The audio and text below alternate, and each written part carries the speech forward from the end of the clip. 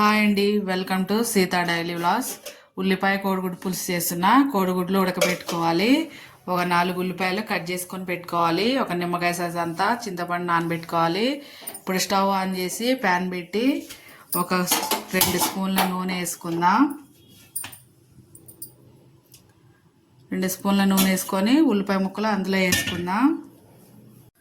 ఉల్లిపాయ ముక్కలు వేసేసుకుందాం.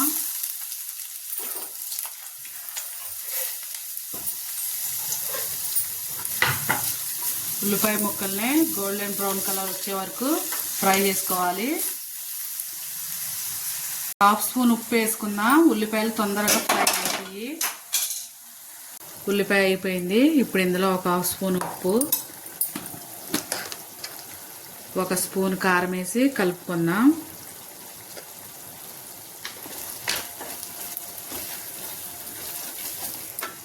కారం కలిసాక ఒక గిన్నె చింతపండు రసం వేసుకుందాం. పులుపు మీ టేస్ట్ తగ్గట్టు వేసుకోండి.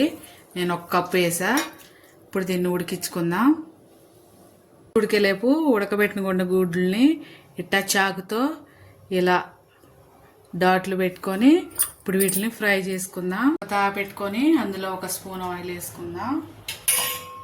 ఆయిల్ వేడయ్యాక ఒక 1/2 స్పూన్ పసుపు వేసుకుందాం. పసుపు వేసుకొని ఈ డాట్లు పెట్టుకుని గుడ్లు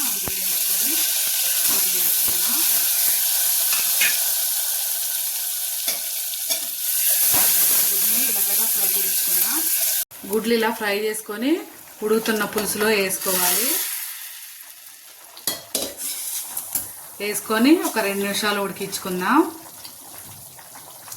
దగ్గర పడాక ఒక 1/2 స్పూన్ ధనియాల పొడి, 1 ఎల్లిపాయ నలగొట్టి వేసుకోవాలి. మంచి వాసన వస్తుంది.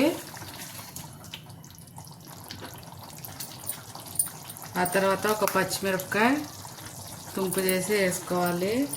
ఆ తర్వాత కొంచెం కొత్తిమీర వేసుకుంటే అంతే, అయిపోయింది. గుడ్డు పులుసు రెడీ.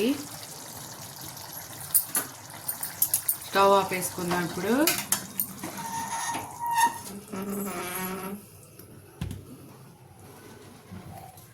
అంతే, గుడ్డు పులుసు రెడీ.